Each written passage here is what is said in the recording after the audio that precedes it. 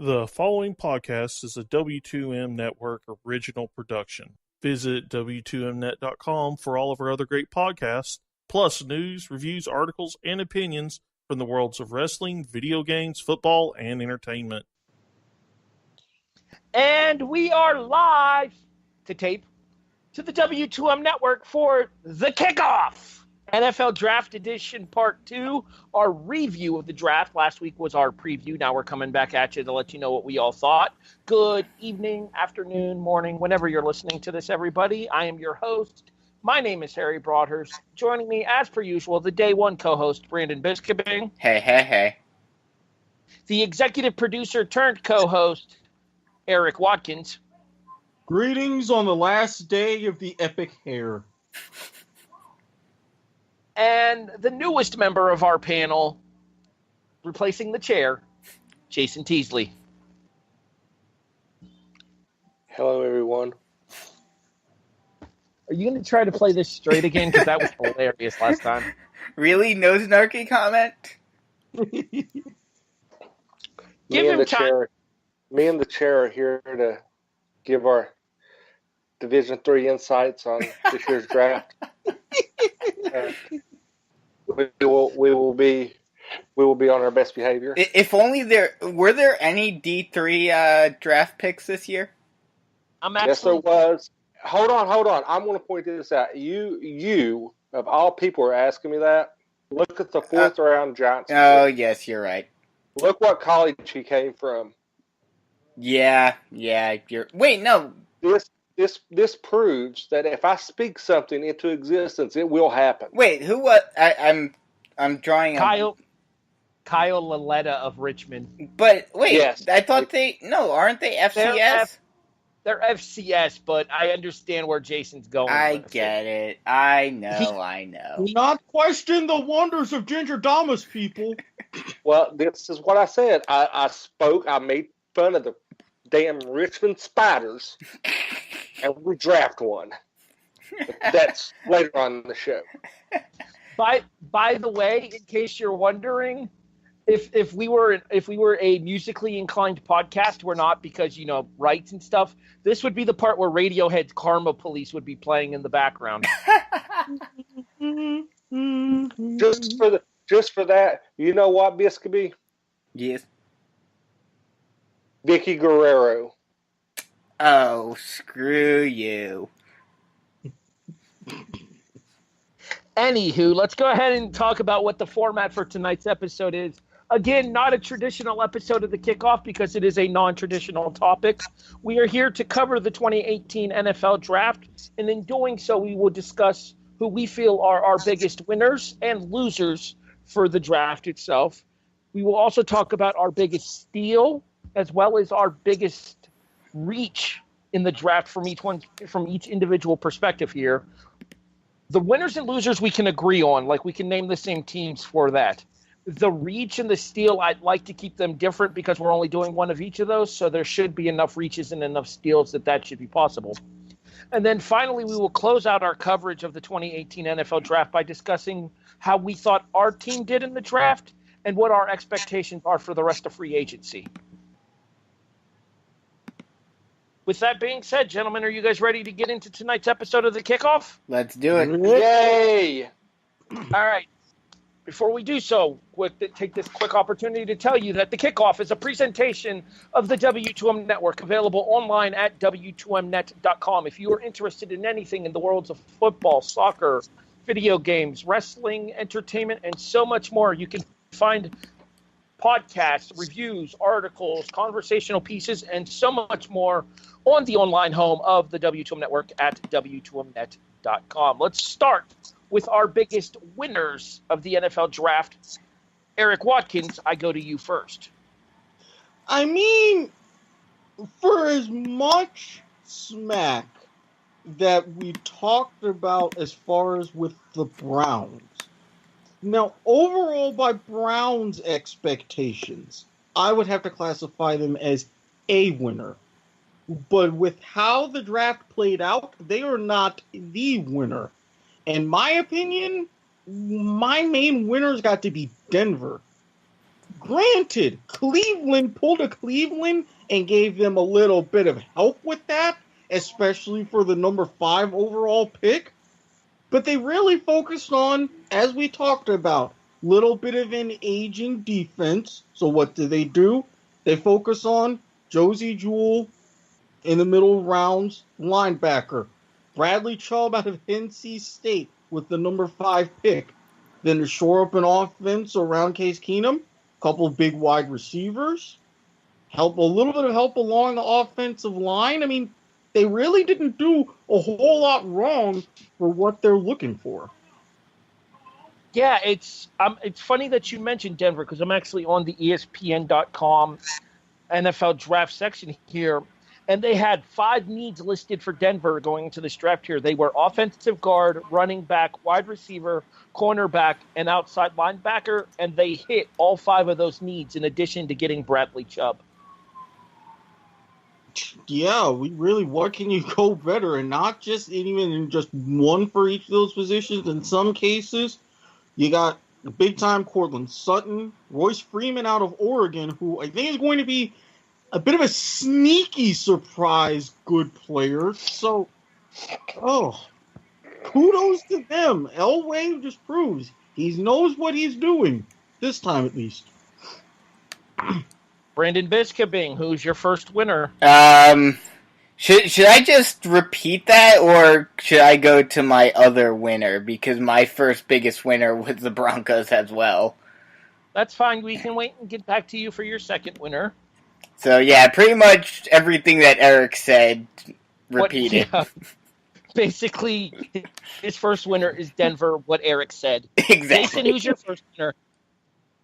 My first winner is actually the Arizona Cardinals, who pull off 2 spectacular picks in their offense for the future to pair with a healthy David Johnson by going out and trading up and all over the first round to get Josh Rosen, who was arguably, in some people's mind, the best quarterback of the draft.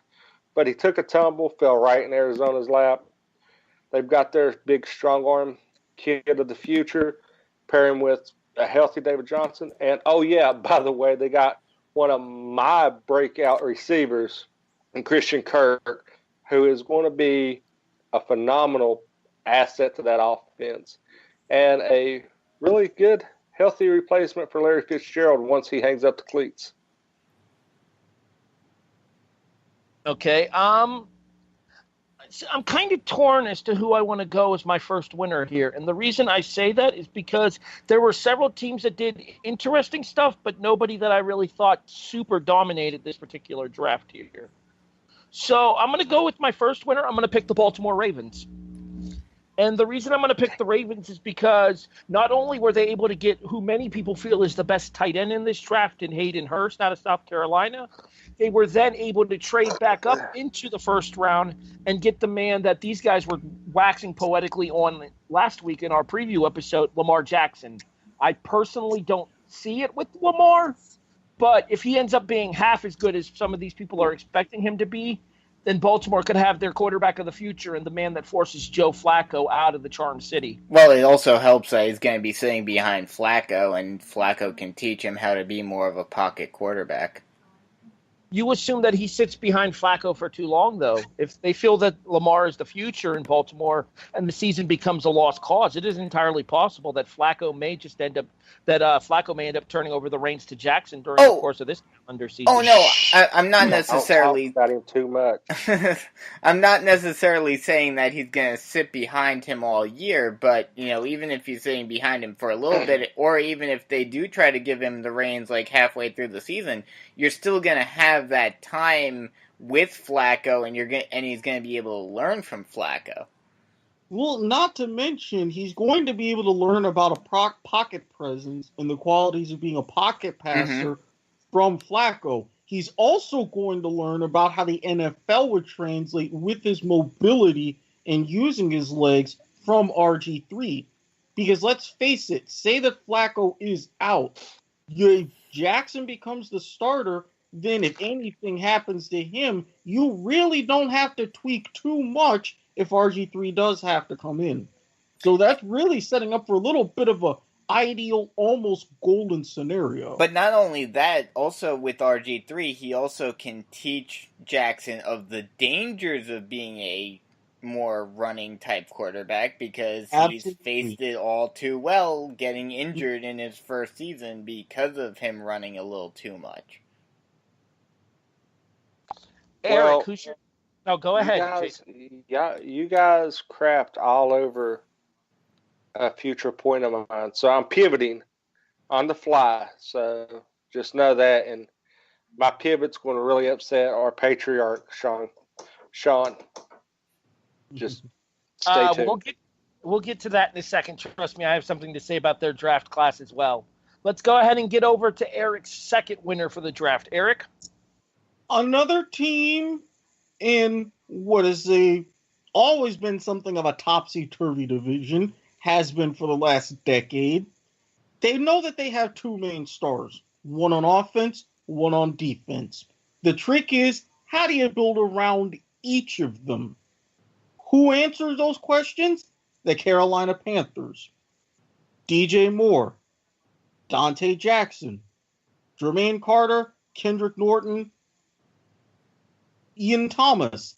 They got a couple key targets, not just to help along the line, but another good threat to add to Cam Newton. And with their work around the D-line and a defensive back, they're showing we also want to build around Luke Kuechly as much as we can too. That's another all-around draft that I have to say, very, very well done.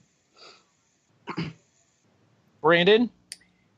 I'm another team that someone else already talked about. My second is the Arizona Cardinals, getting Josh Rosen, which fell right into their laps. Some wide receiver helping with that aging wide receiver core. Got some O-line help. I mean, like you mentioned, Harry, before, they filled all their needs. They filled everything that they needed to. So, a great draft for them overall. Jason? I'm going to go out. I was going to go the Browns. Then I was told that I can't take one of my personal team.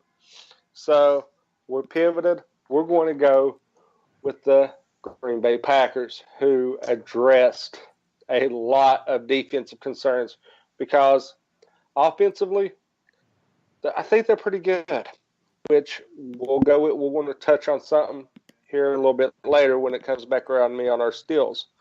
But Green Bay went out and shored up their defense, got a talented corner out of Louisville, and Alexander, the corner out of Iowa, Josh Jackson. I mean, then they had Owen Burks in I think it was the third round. Yeah, linebacker in the third round. So they addressed a lot of defense concerns that has plagued them, because really, offensively, they're kind of good.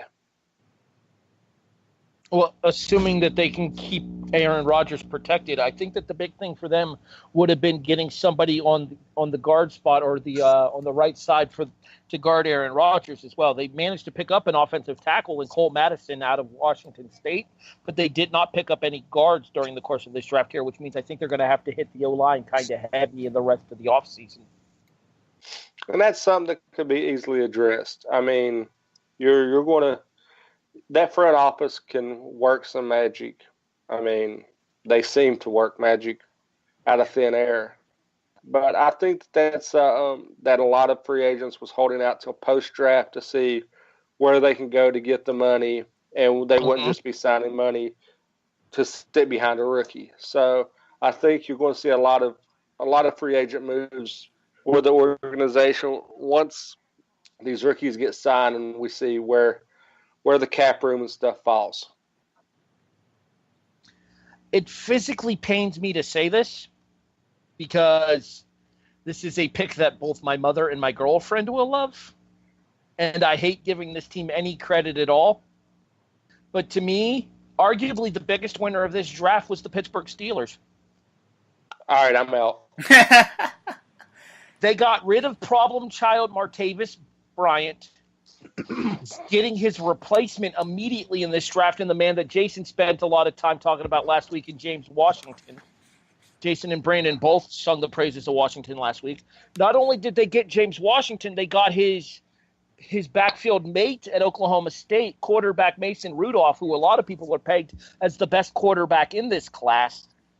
And they got Terrell Edmonds, safety, to help their secondary in the first round. But just as importantly there for Steelers Nation was getting to see Ryan Shazier walking up to the podium to make that pick. Mm-hmm. Beautiful moment. That was definitely one that I was considering putting as one of the top draft classes. The Steelers have already announced that Shazier will not play in 2018, but the mere sight of him, anything football related, has got to be a huge boost to the confidence of his teammates as far as whether or not they'll ever see him back on a football field again. Mm-hmm. Is it me, or would it have been funny if he punked everybody and act like he was going to stumble and fall? You're a horrible person. Yes.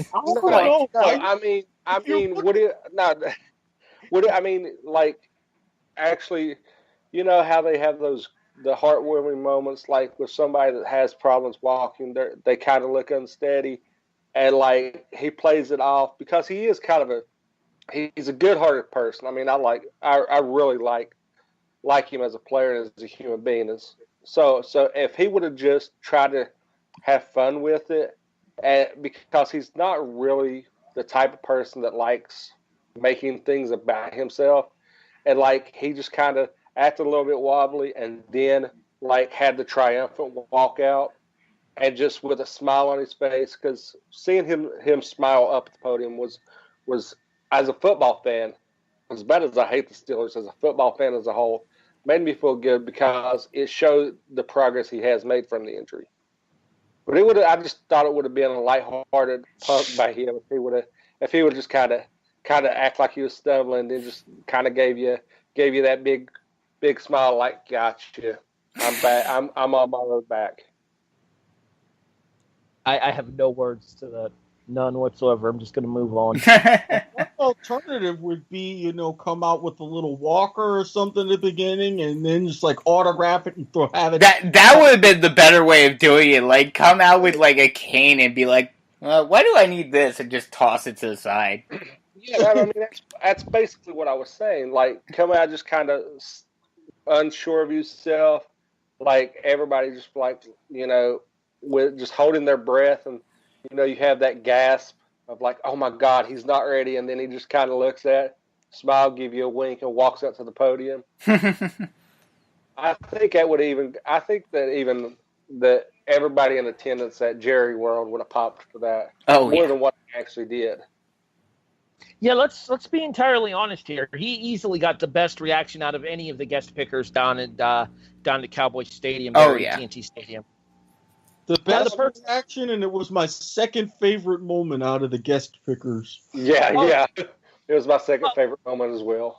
We'll talk about our favorite moment at the guest pickers when we talk about the other half of the draft here, because, well, despite how much fun the moment may have been, the team itself didn't do so well.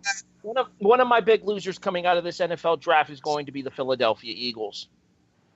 For as much fun as David Akers' troll job was, and it was goddamn fantastic. I'm still laughing about it. I don't think the Eagles got maybe one player that'll make their roster when the season starts here, and that would be the tight end that Akers announced, Dallas Goedert. Trading out of the first round and not giving themselves a first-round pick probably had a lot to do with the lack of depth that they're going to pick up in this draft. Not to mention they are the defending Super Bowl champions, so a whole lot of depth is probably not needed in this draft. But when you have 5 picks, and actually 6 when you count the one that they traded away, and you end up with, in my opinion, one person that's going to make your 50-man main roster for when the season starts, I'd call that a swing and a miss. Erik, first of all, how awesome was David Akers' troll job?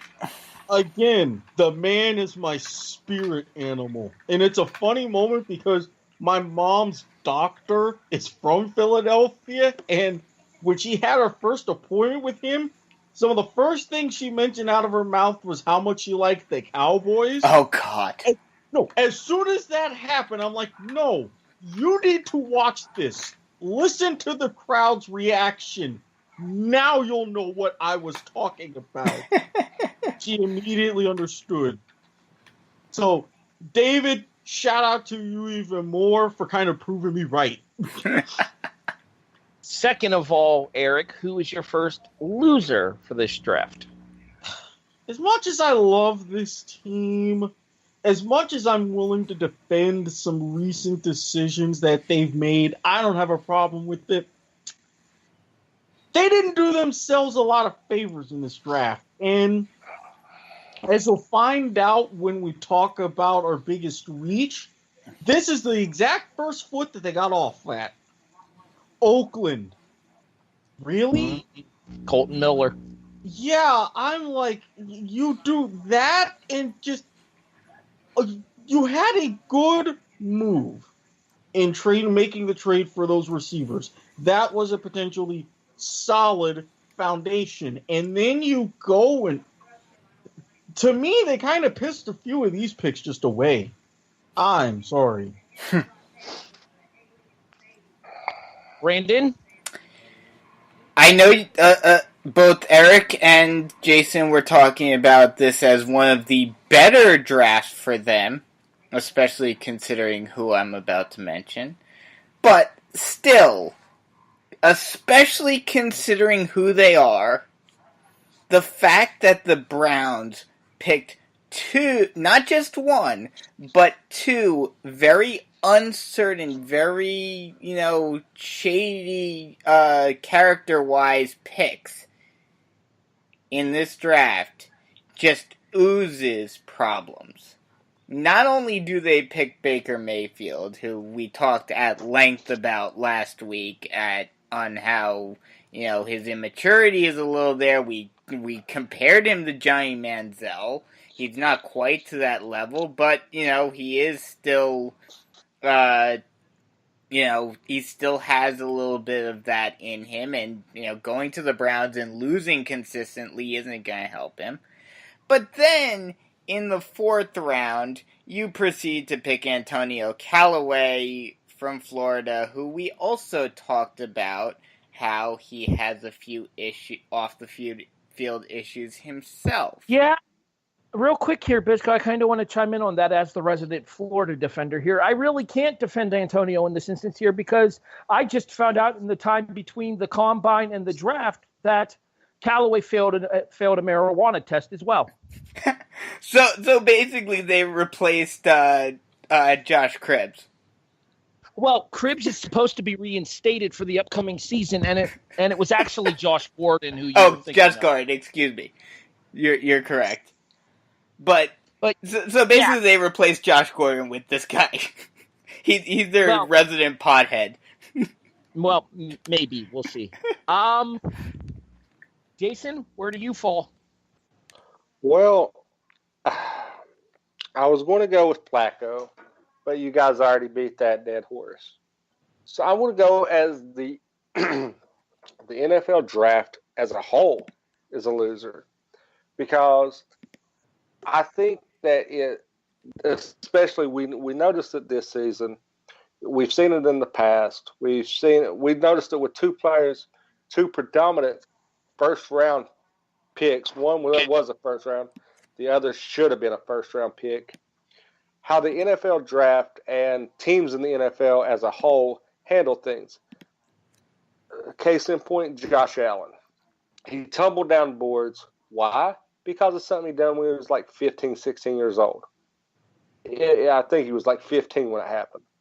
Tweets. It was just ironic how that magically comes out draft time. I think teams find this stuff out just to release it to make players' stock fail. Another one was Geis, who was arguably everybody's top two running back to come off the board. He fell all the way to Washington in like was it the late second, early third when he went to Washington? I don't have my notes in front of me right now, but late second. He felt like, I mean, he was like the fifth running back off the board when everybody was talking about how great he was going to be and that he was going to go to Detroit in the first round. So I think the NFL as a whole is one of my biggest losers because you see people go in and manipulate kids and hold them responsible for things that happened when he was, an immature 15-year-old. Like Erik mentioned once before, if I had Twitter and stuff when I was 15, God, my life would be in shambles right now. I mean, I definitely agree with what you're saying, but playing devil's advocate real quick, there's a reason why a lot of these teams are doing this because, they're focused on PR too much. In today's world, with the way that today handles itself. Just pick back. Sorry about that, everyone. Dog being loud. Yeah, but as I was saying, in today's world with social media and all of this and how, news is 24/7, people see things on the street and suddenly it's out there and it makes national headlines and everything. These teams are so focused, nowadays it's like, these players, whether right or wrong, I think it's kind of wrong because, I get the reason why, but, they are still human and everything. These players are seen as role models and all of that, so they want these guys to have good characters and everything. And, that's why these things create such a problem. Yeah, but can you hold a 15-year-old accountable for telling somebody at 15 years old, look, in 4 years, what you do right now is going to determine multi-million dollars? Hey, speaking as a Buffalo Bills fan, I'm glad Allen dropped to 7. Yeah, I mean, you're ecstatic with it, but I mean... No, it definitely having people that go through and hurt the earnings potentials of these kids by looking back into their past behaviors. In a lot of these cases, the tweets and stuff that come up that are discovered have long since been deleted, but it's people going through like archive machines, people going through like people's old databases and stuff and finding old accounts that are unattributed to their current account now that they're a household name coming out of college, such as was the case for Josh Allen or Darius Geis here. All right, go ahead, Jason. Yeah, or it's some kid that might have been, it could have been the backup quarterback for his high school team that, was wanting to be petty and leak this information. Kids can be petty. Everybody can be petty. I'm petty. Look at the empty chair over there. I'm petty as hell. But on that note, it's the fact that, you should let people stand on their own morals and standards, not dig up something they did. Now, the Geis thing I can understand because the reports came out post-draft that he was lazy. He about got into a fight at I think it was the Eagles team meeting and everything. And, I can understand that because that's here and now. But the Josh Allen stuff, I mean, I'm a huge Josh Allen supporter. I wanted him to go number 1. Hell, if he was going to fall anymore, I wanted him to fall to the second round to the Giants. I would have been happy. But it's one of those things that you should make players accountable for what the here and now, not petty stuff that happened when they was kids being kids. I'll agree. Oh, go ahead, Brandon. I'll agree with that. I do agree that it is very petty. I do think that it shouldn't be going this far, but I'm just looking at it, like, I get why it's happening because, these teams don't want that bad press. I mean, even look at, I mean, granted, this is more, prevalent because it's happening currently, but, even look at guys like Tebow, like Kaepernick. Anything you do, on or off the field is scrutinized to the most minute detail now. And that's a product of society being what it is, and the shortcomings. Everybody's too concerned about everybody else's life, not concerned about their own. Yep. Yeah, the thing is we live in a very PR-driven society, and unfortunately, a lot of teams that back in the old days would take their chances on players such as this are less likely to do so now, to what Jason mentioned earlier with Darius Geis falling all the way to round 2, pick 27, so number 59 overall to the Washington Redskins. Yeah, and the fact that we have become so PR-driven, and that's the perfect way to describe it, because with the way everybody is, you can call it sensitivity or whatever, these are still the kind of people, a very vast consumer base. People that will buy the merch, people that spend the money on cable subscriptions, people that attend games, pay for parking, etc., etc., etc. So you have to realize, if you've got even a handful of people that say, hey, we don't like this, those people tell other people. Those people, they'll tweet, they'll put it on Facebook, and then the word spreads. Next thing you know, you have a legitimate problem, and you're facing a potential hit in the wallet.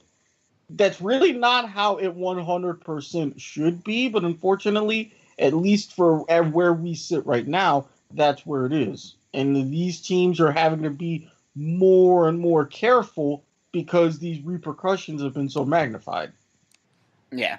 I mean, go ahead, Brandon, and then we'll move on because we still have another loser to get to for each of us. So go ahead and make your point here. Then we'll I mean, basically what Erik said, it's just that everything is so scrutinized now, so, no matter what you do, everything is under a radar. Everything's under a microscope, and, for better or worse, probably for worse, but that's how things are going now.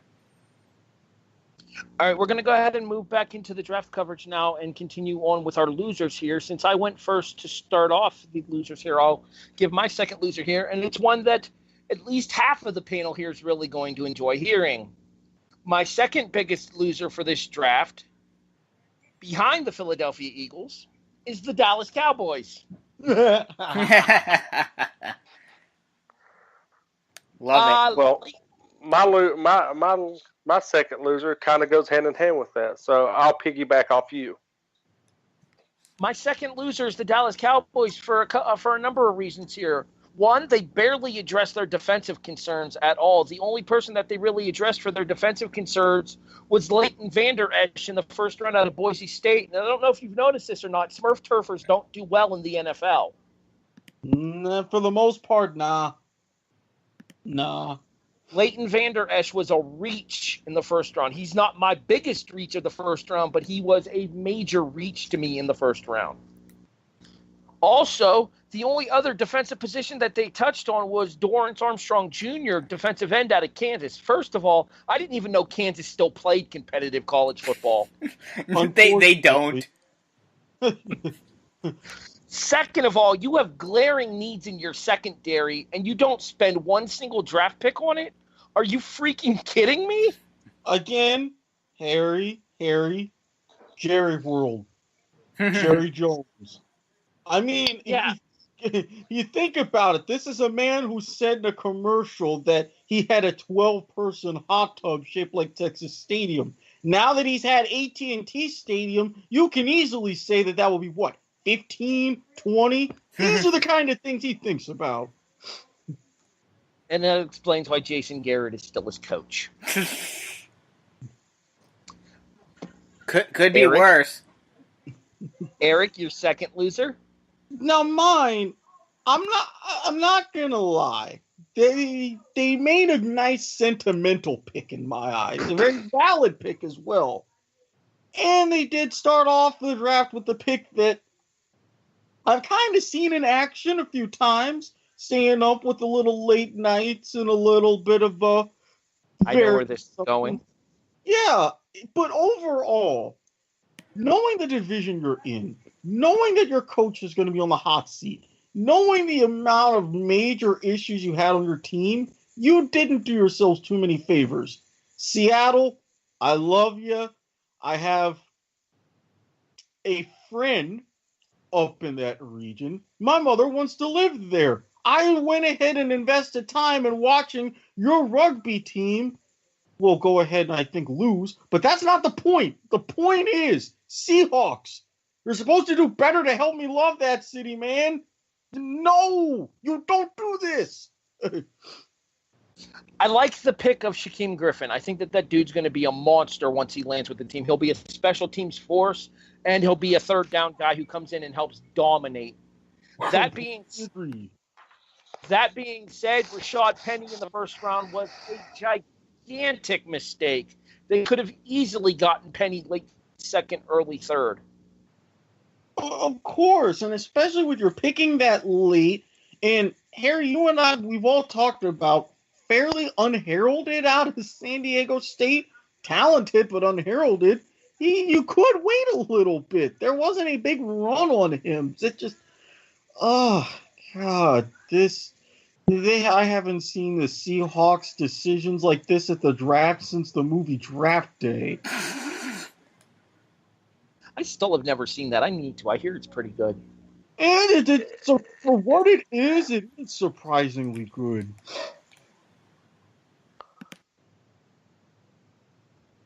All right, Brandon, you're up. Who's your second loser? My second loser for the draft is the Raiders. I mean, they go in the 15th overall spot, get Holden Miller. They didn't really need a ton of help at offensive line. They could have easily gotten someone lower down. And plus, he was seen as a potential third-round draft pick by a lot of analysts. I don't see where he's a top half of the first round type of pick. And then in the second round, you pick another. Hey, we talked about it before, but at least they drafted him lower down in the draft. You pick an FCS defensive tackle, a smaller defensive tackle, in your number 2 slot. They pretty much went all line because except for Nick Nelson from Wisconsin in their 4th round pick. All their other picks are either linemen or they got a punter. Yeah, but they got a really good punter. Yes, I'll give you that. That was a decent pick. A, they had a really good punter, and B, they did with their last pick get a wide receiver. Yes. So yeah, but the wide receiver that they got is the guy who was basically in James Washington's shadow at Oklahoma pretty State. much. So yeah, this is a bust.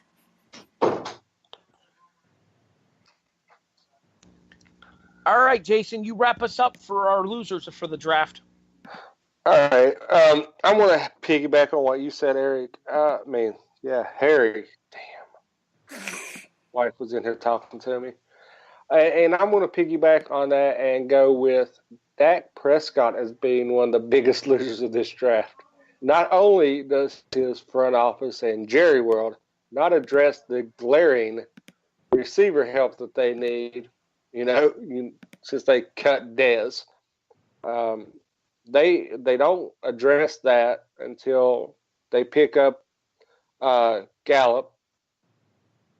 I don't know. You have the 3 top wide receivers sitting there for Dallas to pick, and it was so bad that we thought that Sean Witt and done some god-awful things because he was not able to make a podcast that night after the pick. He went missing. So, yeah, and what? Real quick here, just to touch on your Michael Gallup thing here. In what universe, when Calvin Ridley is sitting there in the first round, do you not pick Calvin Ridley over Leighton Vander Esch? Oh, well, you got Calvin Ridley. You got DJ Moore. You've got Sutton. All 3 sitting there. Yeah, well, Kirk, I don't think he was a first round. He's a steal in the second. But, I mean, you got the 3 top receivers sitting there staring at you going, okay, you let your wide receiver 1 go. You've got a young quarterback. You've got a stud running back. You need a stud receiver. Yeah, we're not going to address that. And then on day 2, this is how bad the Cowboys draft went. On day 2, Jason Witten retires because he knows how horrible Jerry Jones is and says, you know what? I'm out. You're not providing talent. He saw the writing on the wall. You want to make this a Dak-friendly offense, but you don't want to give us the weapons to do so. So he was like, deuces, I'm gone. Been a nice career. I'm going to go take Monday Night Football money. He did say that he could have a last-minute change of heart, but I kind of agree with you. He's looking at this and he's like, yeah, about that. Hey, ESPN, what up? It's Job Squad. Pin me, pay me. I'm out. It's, hey, I'm not winning anything this year. Deuces. We ain't won a Super Bowl. Real quick question. Does anybody else besides me see Jerry Jones as this generation Al Davis? Oh, absolutely. Yes. I think it makes perfect sense that those two were as close as they were there because they're basically the same person. Oh yeah. I think Al Davis just came back and possessed Jerry Jones' body and now runs the Cowboys. Pretty much. Sean, can you give us clarification on that if you listen to this? Poor Sean. All right, gentlemen, with that being said, we wrap up winners and losers for the draft here, and now we move on to our biggest reaches and steals. Let's start on the positive since we're coming off of the negative with the losers here. Let's start with our biggest steals of the draft. And to me, the biggest steal of the draft goes to the Tampa Bay Buccaneers, getting Derwin James at 17. It physically pains me to say that a Florida State Seminole was a steal as a Gators fan.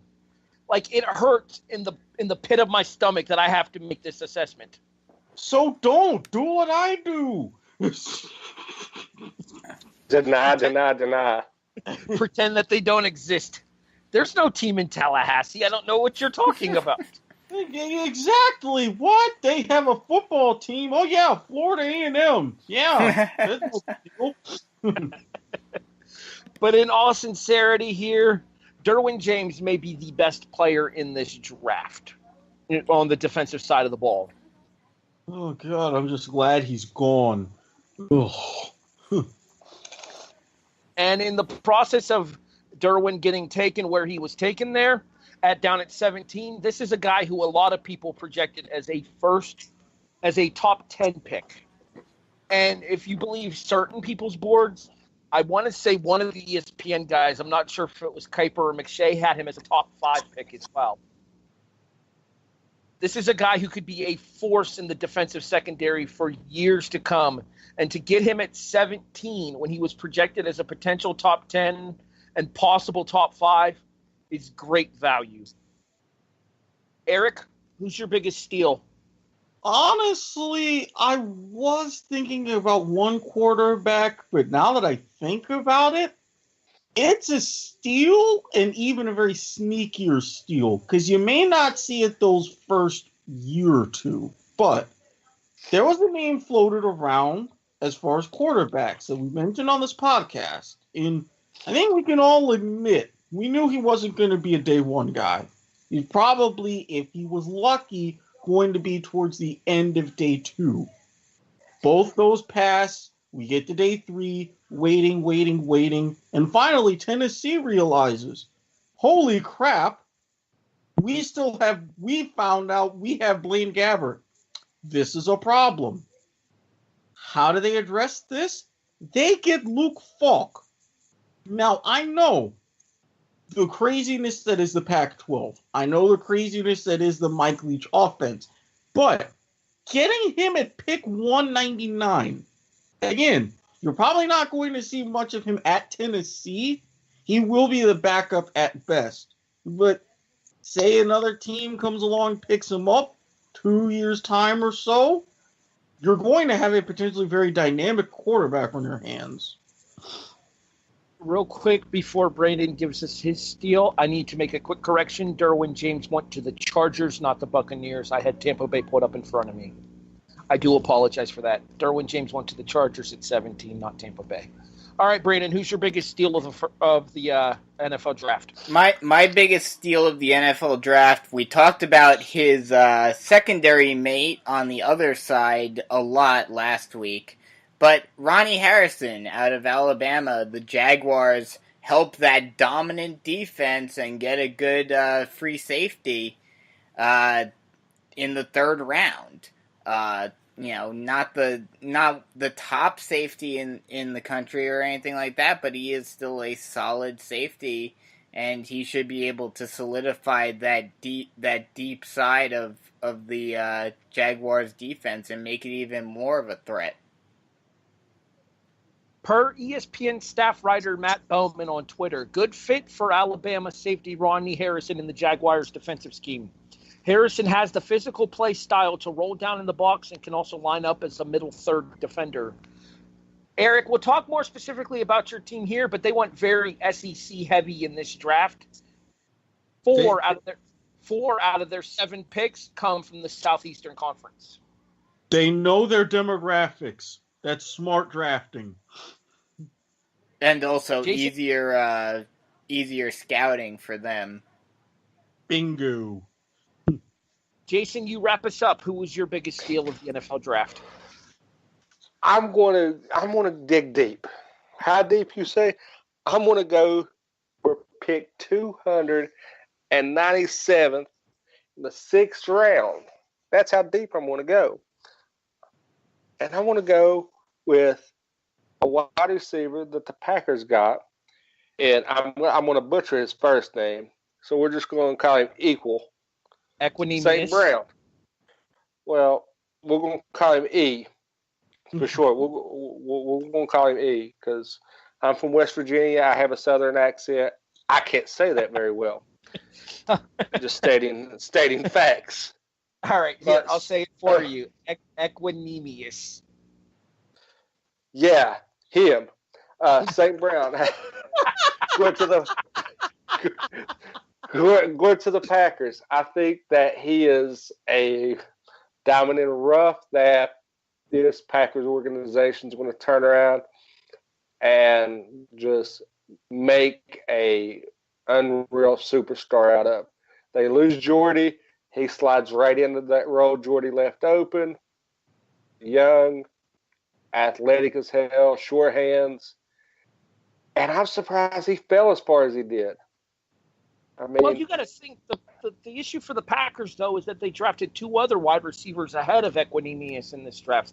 They took Jamon Moore out of Missouri in the 4th round, and then earlier in the 5th round, right before they made the selection of Equinemius, they picked Marquez Valdez-Scantling out of South Florida. I don't even remember. Both of them suck. This is my pick. I think the Packers are basically going with wide receiver by committee. Yes. Well, that's all right. We do podcasts by committee sometimes. It happens. We see it. We see an empty chair. We feel it. It goes that way. And like I have proven, when you fill an empty chair with greatness, you succeed. And Jason, I feel you about the whole pronouncing a name. Let's just say there was a time last week where I had trouble with the word ornithological, which I at least tried 2 or 3 times, and I'm like, you know what? This isn't working, so I'm going to shut up. Granted, I wasn't entirely sober when it happened, but I can still relate. That's the reason why you had the problem with it. Oh, God, yes. With that being said, we switch over to the other side, and we'll go in reverse order here. Jason, since you went last for your steal, who was your biggest reach of the NFL draft? That would be pick 173 overall. Brandon touched on that being one of his biggest failures of this draft, and we're going to go with the Oakland Raiders taking a punter in Johnny Townsend at 173. completely disagree with that. And Well, it's okay to. You know what, Harry? It's okay to be wrong and disagree with me. I accept that. All right. First of all, let's say that there is a little bit of bias in my disagreement here, as Townsend is a Florida. That being said, Townsend is also a 3-time All-SEC punter. But this is why I think it's a reach. You got him at 173. You could have got him probably around later. And it's the Raiders who could have addressed more concerns with that pick and still got their guy probably later in the draft. Well, what they should have not done. I don't see a huge run on punters in the. I mean, that's just me.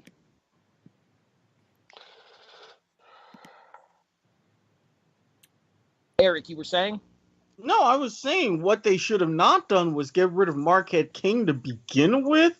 Then they wouldn't have had a need for a punter whatsoever. But at the position they got him, you're talking like 5th, 6th round, right around there. Yeah, you're not losing much in getting a punter right there. That's about where you should get them. Mm-hmm. Compensatory pick from Dallas, end of the 5th round. Granted, ranked 234th overall by ESPN Scouting. But that being said, as somebody who watches Gators games on a regular basis, I rarely saw Townsend have a bad day. If he can get the protection that he needs to get his kicks off, he has a booming leg that will replace Marquette King in Oakland. Well, of course, his job is already done. Marquette King is gone. That's why they drafted a punter. But I mean that. Oh yeah. He'll make sure that the fans don't miss King being their punter because he'll be able to step right into that role. Mm-hmm. I do agree with. Brandon, who's your biggest reach of the draft? My biggest reach of the draft, I know I'm being a bit of a hypocrite right here because, I've talked about how important offensive line is. But, I mean, getting a offensive tackle at 9th overall, especially when you're a team that, you don't have a ton of holes that you need to fill, but you still have more important issues to address at number 9 overall for the 49ers. Getting McGlinchey, or... McGlinchey? Yes, McGlinchey. There we go. Thank you. Gedzun Height? Yes. Out of Notre Dame at 9 overall, you could have easily gotten another offensive tackle that maybe not quite as good as him, but at least comparable later on in the draft, even in the 2nd round. All right, I'm going to disagree with that because, in my opinion, there was no question in my mind McGlinchey was the best tackle in this draft. Oh, yes, I agree with that. But, saying that they could have gotten somebody comparable later on in the draft is a misnomer because talent like McGlinchey, talent like the one that the Colton Miller would have been available for them later on if Oakland hadn't reached for Miller. But you're not going to find a player like McGlinchey later on in this draft. To me, McGlinchey is a guy who could be similar to Cleveland's Joe Thomas. Mm-hmm. And especially when you're trying to build protection around Jimmy Garoppolo, that was another one of those smart moves. Yeah, I'm going to completely disagree with you much the same way as I did with Jason. Erik, that brings us to you. Who's your biggest reach? Well, you just mentioned him. Jason mentioned the team. You mentioned the player, Holden Miller. I mean, I get the need for offensive tackle, and especially the way that the first half of the 1st round went, you had a run on quality offensive linemen. Holden Miller was not a quality offensive lineman. I mean, we've seen times where he's been great, but we've also seen times where he's missed blocks and protection and to let Josh Rosen get beat to crap at UCLA. You can get the kind of vague idea of what the Raiders were thinking, especially with Derek Carr, but this was the absolute worst way that you could have looked at that and addressed that problem. Way too much of a reach at 15 for a guy like Miller. With an honorable mention to the New Orleans Saints for trading away their first round this year and their first round next year to move up to grab Marcus Davenport. My biggest reach of the NFL draft is going to be a man who not only went way higher than he should have, but could have been gotten at a spot where a trade was offered. Erik, did you know that there was an offer of 12, 53, and 56 from Buffalo to Cleveland to move up to number 4? I did not know that. Interesting. It would have been our first round this year at 12, the one that we got in the trade with Cincinnati, as well as our 2 second-round picks, 53 and 56, to move up to 4 so that we could have assured that we would get Josh Allen. Granted, we got him anyway at 7. Right, but that, considering how you were going for Allen, that was a pretty decent trade. I wouldn't have had anything against that. The Cleveland Browns instead stay in the number 4 slot and pick Ohio State cornerback Denzel Ward. Denzel Ward will be a good NFL cornerback. Denzel Ward might be the best cornerback in this draft. Depends on what Josh Jackson out of Iowa does. That was way too early to draft Denzel Ward, especially when you consider that he would have probably been there at 12 had you made that trade with Buffalo. In addition to moving back just 8 slots, you could have still gotten the player that you wanted and picked up 2 additional draft picks to help rebuild a struggling roster. And I get what they were trying to do with their secondary, but I said this during the draft. I've said it in past coverage before, and I'll say it now. This was a fan-driven move. Fan-driven moves do not play out as well as you think they do. Mm-hmm. You were a great corner, but a fairly somewhat local guy playing at Ohio State, you're playing to that base. You tried doing that, going even as far back as Brady Quinn under Notre Dame, with the Browns being like his team growing up and blah, blah, blah. That was a catastrophe, one of many. I don't think this will be a catastrophe, but you misplayed your hand. Yeah, I mean, this was definitely a ploy to try to get some of those Ohio State fans to decide to show up to Browns games. Jason, do you have anything to add here? Nope, I'm good. All right. Well, in that case, me and the chairs got me distracted watching NAIA women's volleyball. well, I'm gonna need you to step away from your volleyball for a second because it's time to focus on our Homer talk. I feel like that should be a specific segment for the season this year, guys. We should do a segment called Homer Talk where we discuss what our favorite teams are up to. That's if fine. you really want to listen to Homer talk for me and Brandon, listen to Fantasy Football to the Max. Yeah, I mean, really, we have our own show for that, pretty much. Well, Erik and I still need a place to vent, so we might as well just do it on the kickoff as well. Anywho, Jason, Brandon, the floor is yours. How do you guys think the New York Giants did this year? Very, very well. Yeah, I mean, it's an A. I don't think it's an A+ draft, but I'm going to give them a solid A. Oh, because, and I think they got one of the biggest steals of the draft. You get one of the top offensive guards in the second round in Will Hernandez. I mean, you get the top overall player, arguably, and a running back that's going to be there for a long, long time, and Barkley. And then you go, and what better way to ensure longevity for the multi-million-dollar second overall pick? You get one of the top linemen to protect him. So I have to say, I give the Giants a full-on solid A. Oh, definitely have to agree with that. You got a top-of-the-line running back in the first round at number 3 overall. And a lot of people, some of the naysayers were saying, oh, you should have picked Josh Rosen or a quarterback in that spot. But the Giants were still able to get a solid quarterback later on to sit behind Eli. This isn't a team, yes, they had the number 3 overall pick because they sucked last year, but this is not a team that needed a quarterback immediately.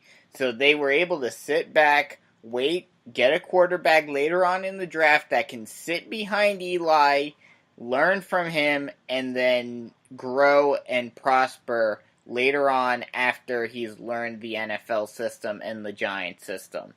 They were able to solidify the O-line in the second round, got a solid linebacker in round 3, and solidified their defensive line depth in the later rounds. So it was a great draft. I give it an A. And like I said, I mean, look at the offensive weapons New York now has. Barkley is a bell cow running back. Yeah. You got Beckham on the outside. You got one of the great young tight ends in Ingram. And, you know, Shepard isn't a bad slot receiver. So you have the weapons. What's to say we don't need to draft a quarterback? Let's start building. Free agent quarterbacks can be signed.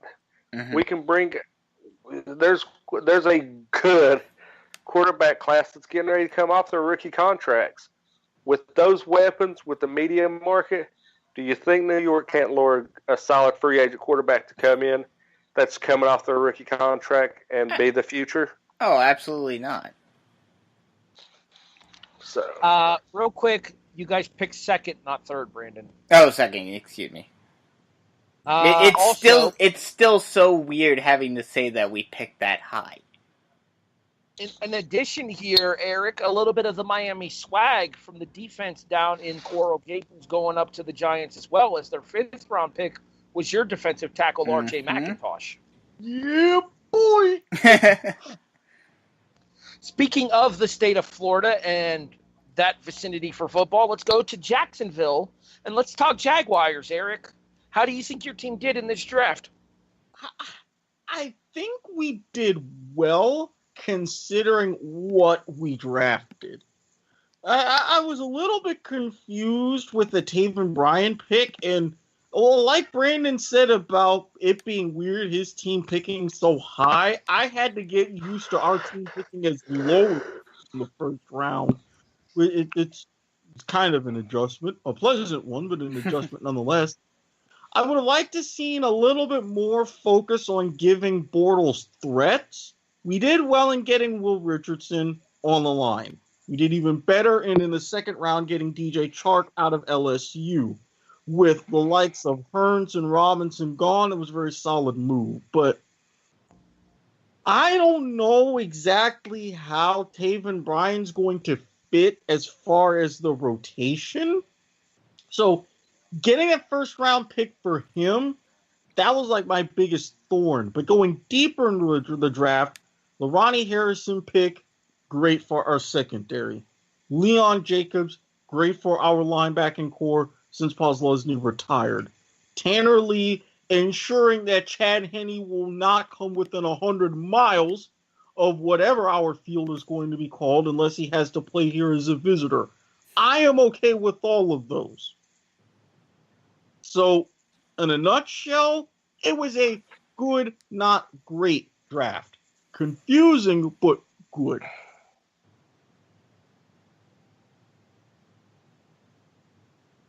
Give me a letter grade, Erik. I would be nice and say B+. I can't go too hard into them a solid B, but B+, because they made up for it.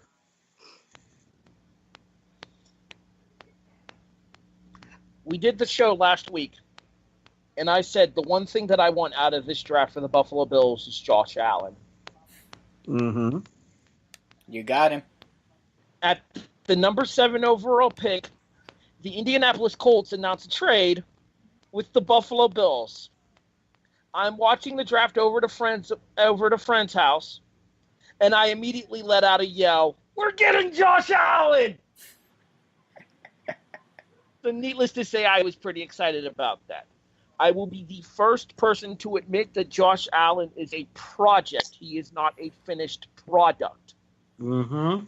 There are major accuracy concerns. He only completed 56% of his passes at Wyoming.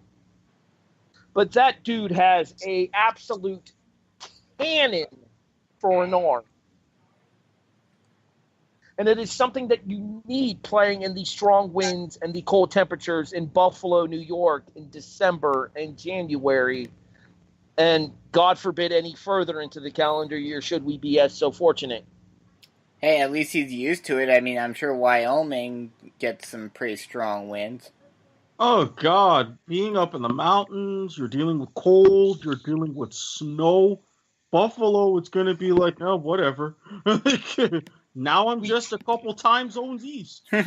We traded up again in the middle part of the first round, going from 22 to 16 with the Tampa Bay Buccaneers to get Tremaine Edmonds, half of the Edmonds brothers duo that came out of Virginia Tech this year.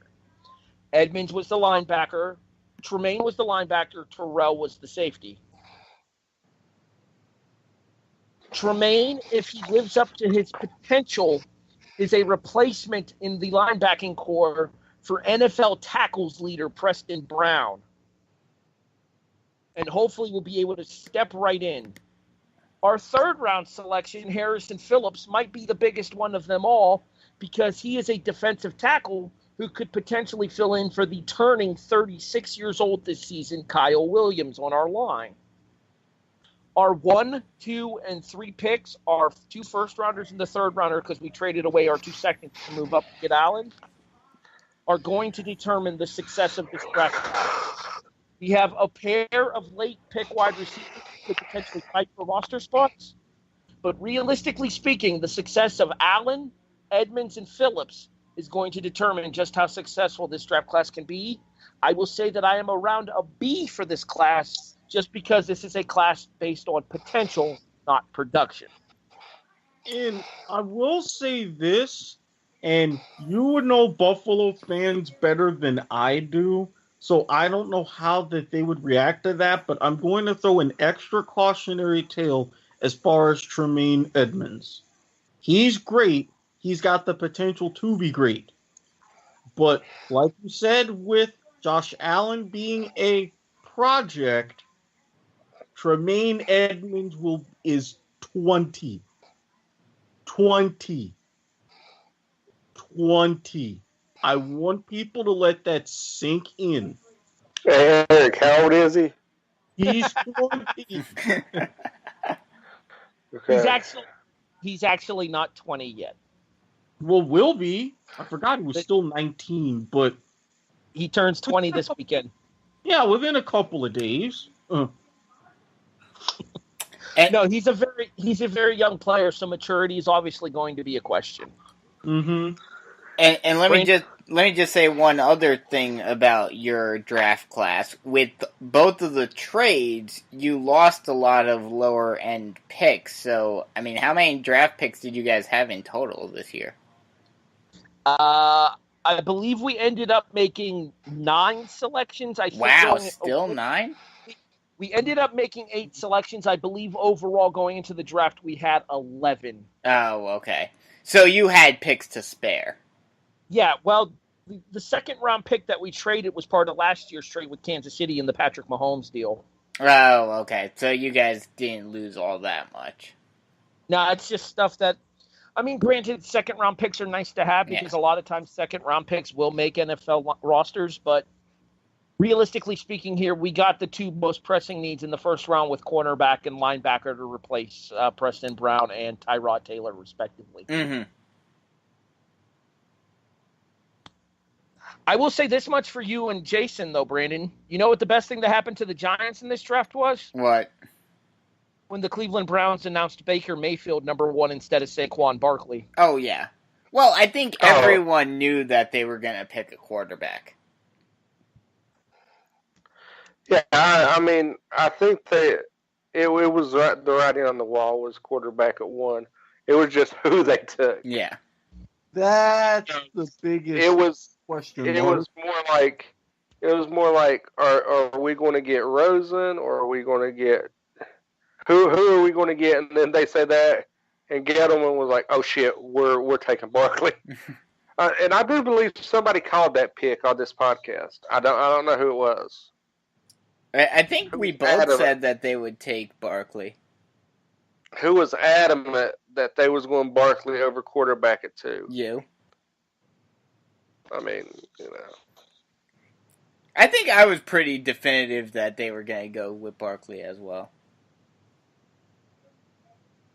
Do we have anything else to touch on before we get out of here, gentlemen? Don't think so. We're good. Now it's time for all the talk about the shenanigans and rookie symposium before we head into the, what would be a good word? Magnanimous OTAs? I'll that. You're using big words. I'm half asleep Yes, on allergy. now we go into the chaos of who decides to show up. Who decides to sign a contract? Yep. And how much money are some of these guys going to get? I'm not just talking about rookies, though. I'm talking about some of the more veteran players who decide, I'm too good to go to OTAs. We ain't going to mention no names. Nope. But I'm going to throw this out there. Do you? I think somebody actually mentioned this in the chat. How cheap are the Chargers? Everybody else flies their first round picks out first class. Not the Chargers. They're coming coach, bro. Well, hey, again, this is what happens when you play in a soccer stadium. And not even a good fancy new one at that.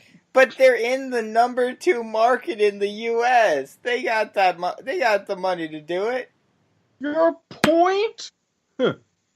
I mean, yeah, you're in the number 2 market, but you don't have the swag of a team like the Lakers or the Dodgers, or even, my God, did you see the owner's box at the LAFC home opener? The Chargers know their place. but I mean, the Browns can fly 2 first-round picks out first class. Yeah, really. I mean, the Jets flew a pick out first class. Okay, with the Jets, yes, you want to do that. But come on, Cleveland, yeah, you're going to Cleveland, and it's May. You really think you're going to sit with that flight and coach or business class? Well, I heard that there's the Cleveland Tourism Bureau ran their ad for the first round picks of the Browns. You guys are freaking ridiculous. You know that? Has anybody took my advice and went and watched both of them? I have. I saw them a long time ago, so I know exactly what he's talking about. At least we're not Detroit. That's all I got to say. So, gentlemen, I got a quick question for you. Shoot. How does the beginning of August sound? Sounds good. Works It sounds for me. like it sounds like the beginning of August. It sounds like my birthday. It sounds like my birthday month, actually. Sounds So, like sounds I'll pretty be good. another year older and sweltering through heat and humidity. It's been a blast getting back together to do the draft coverage with you guys. Indeed. I can't wait to get into the actual season itself. The reason I asked how does the beginning of August sound is because that is the tentative plan for the return date for the kickoff. We will be looking at coming back at the start of August in order to be able to come at you in time to do both our college football predictions as well as our NFL clueless season predictions as well. So, for the newest member of our crew, Jason Teasley, the executive producer turned co-host Erik Watkins, the down since day one co-host Brandon Biskobing, I'm Harry Broadhurst, thanking you for listening to the NFL Draft Review episode of The Kickoff here on the W2M Network. We'll see you guys in August for the NFL and college football seasons. Thanks for listening, everybody. We can't wait to be back full time.